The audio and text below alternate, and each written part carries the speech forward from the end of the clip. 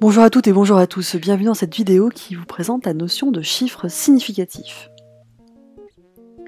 Alors cette notion est très importante en physique comme en chimie puisqu'elle elle est souvent donc mise en application, mise en œuvre lorsqu'on présente des valeurs de mesure de grandeur ou tout simplement des résultats de calcul. Alors commençons tout de suite par une définition, je l'ai mal formulée, hein, mais on va quand même voir ce qu'elle signifie bien entendu. Donc le nombre de chiffres significatifs, c'est le nombre de chiffres nécessaires pour écrire le décimal d'un nombre qui est proposé en notation scientifique. Alors, je vous rappelle que la notation scientifique consiste à écrire un nombre sous la forme a fois 10 puissance n, avec a un décimal, c'est-à-dire un nombre pouvant être positif et négatif, mais surtout pouvant comporter une virgule, et donc des chiffres après la virgule, et puis donc un exposant, 10 puissance exposant n ici, n étant un nombre entier pouvant être positif ou négatif. Alors, attention, tout de suite, j'attire votre attention, il ne faut pas confondre la notion de chiffre significatif et le nombre de chiffres après la virgule. Ce sont deux choses distinctes.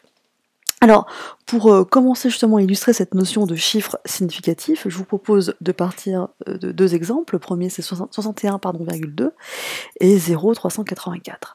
Pour pouvoir dénombrer le nombre de chiffres significatifs pour un nombre, il est peut-être plus stratégique, du moins au début, quand on n'est pas encore trop à l'aise, de le noter en notation scientifique, ce que j'ai appelé ici NS. 61,2 devient 6,12 10 puissance 1, et 0,384 devient 3,84 10 puissance moins 1. Alors comptons le nombre, donc le décimal pour ici c'est 6,12, d'accord, donc le décimal c'est le nombre qui correspondrait ici à A fois 10 puissance n, au A, et ici, pour ce deuxième nombre, c'est 3,84. Donc je compte le nombre de chiffres nécessaires à écrire le décimal. 1, 2, 3, 3 ici, 1, 2, 3, 3 également ici, donc 3 chiffres significatifs dans les deux cas, mais remarquez qu'il n'y avait pas le même nombre de décimales initialement. Une ici, et là 3 chiffres après la virgule. Donc ce sont bien deux choses distinctes. Qu'en est-il des chiffres significatifs dans les calculs? La règle d'or nous spécifie que le résultat d'un calcul ne peut pas comporter plus de chiffres significatifs que la valeur qui en comporte le moins et qui est présente dans le calcul. Donc cette phrase un peu énigmatique, on va l'illustrer par un exemple. Prenons un calcul de multiplication de deux nombres écrits en notation scientifique, 4 10 puissance 6 fois 5 10 puissance moins 4. Je vous renvoie directement à la vidéo sur la notation scientifique, où c'était une des opérations courantes, hein, la multiplication de nombres écrits en notation scientifique. Donc l'idée est de rassembler les décimaux entre eux et les puissances de 10 entre elles.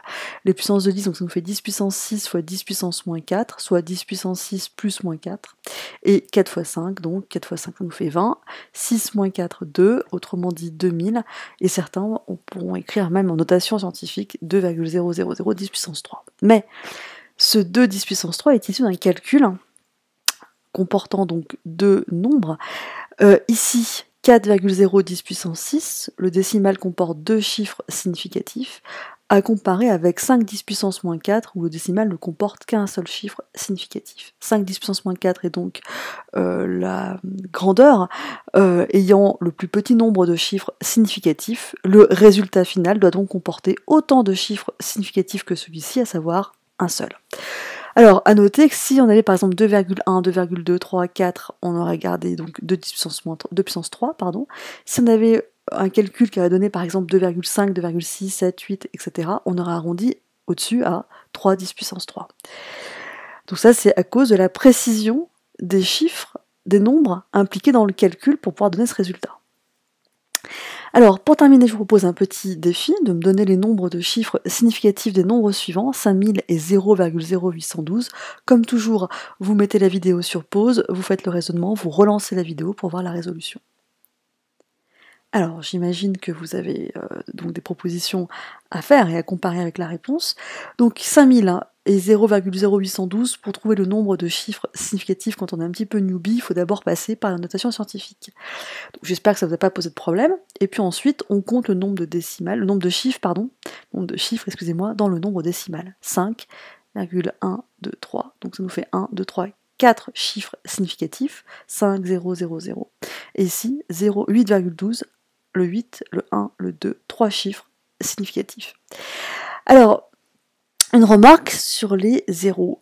Vous constatez ici que les zéros, lorsqu'ils sont à droite d'un chiffre non nul, ici le 5, ils sont considérés comme significatifs puisqu'ils apparaissent dans la notation du décimal devant la puissance de 10.